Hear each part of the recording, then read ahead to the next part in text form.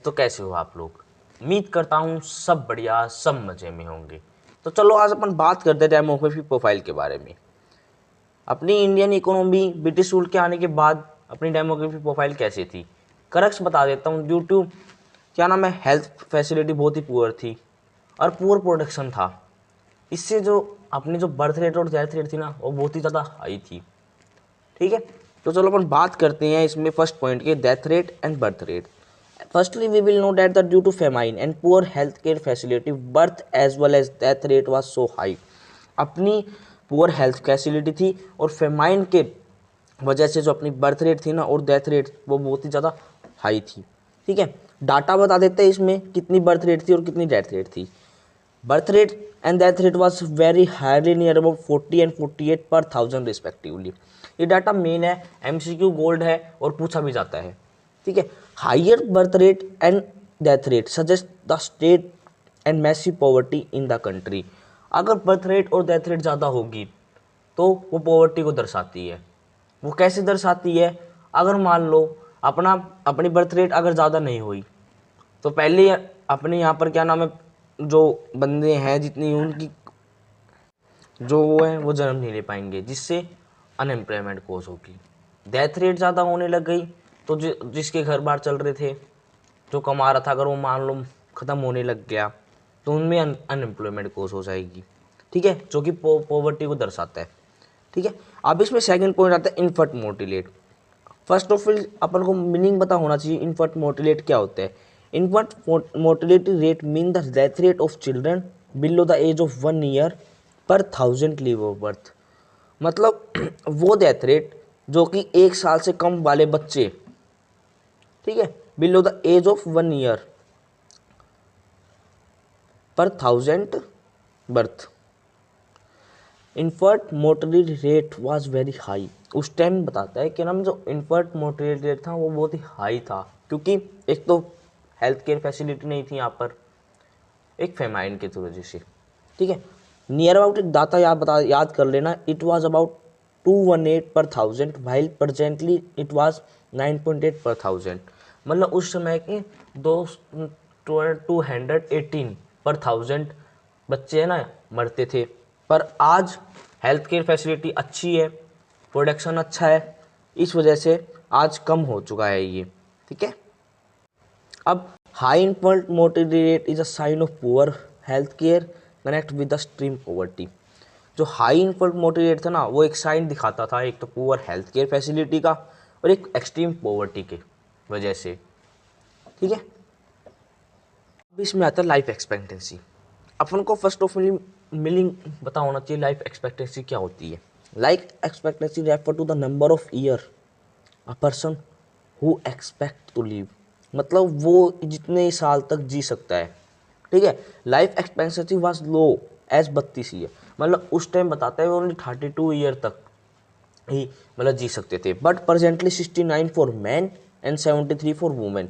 मतलब आज प्रेजेंटली बताता है 69 फॉर मैन, मतलब ईयर तक अपन जी सकते हैं, और 73 for women. Low expectancy level reflect the lack of health care facility, lack of awareness as well as lack of mean of avail them. जो लो एक्सपेक्टेंसी लेवल था ना अपनी, वो किसको दर्शाता था, एक तो हेल्थ केयर फैसिलिटी बहुत ही कंडीशन ख़राब थी। ठीक है, लैक ऑफ अवेयरनेस भी नहीं थी उनके बीच में। ठीक है, और एक lack of mean to avail them. It is a social indicator of backwardness and poverty of masses. ये एक सोशल इंडिकेटर था, बैकवर्डनेस को दर्शाता था और एक पॉवर्टी को, गरीबी को दर्शाता था। अब इसमें पॉइंट आता है लिटरेसी रेट। लिटरेसी रेट अपन को पता होना चाहिए कितना था, क्या होता है। It refer to those who can read and write. Literacy rate वो होता है जो जिस मतलब लिख सकते हैं और पढ़ सकते हैं। नियर अबाउट उस टाइम बता रहे हो देर वॉज ओनली 16% बंदे थे, लड़के, मतलब क्या नाम है, पॉपुलेशन थी जो कि लिटरेसी रेट में काउंट होती थी, और presently 77%।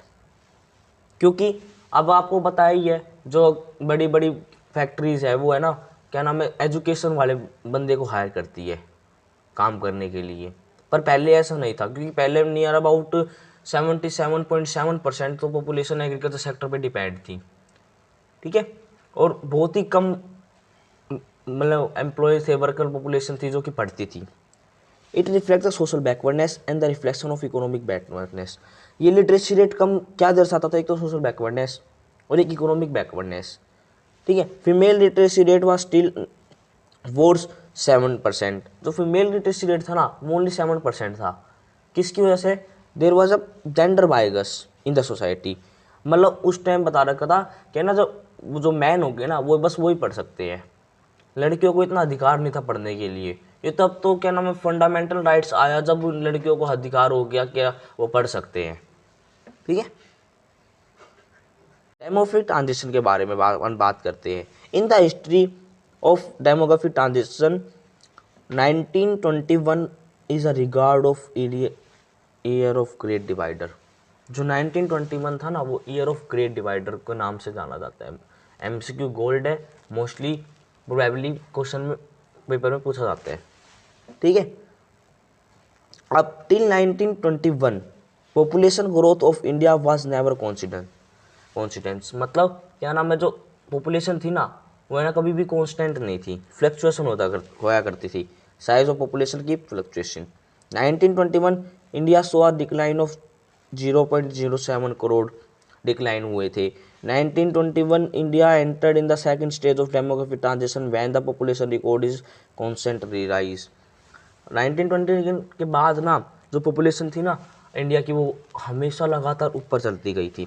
The consistent rise of population led to expect burden of maintain investment.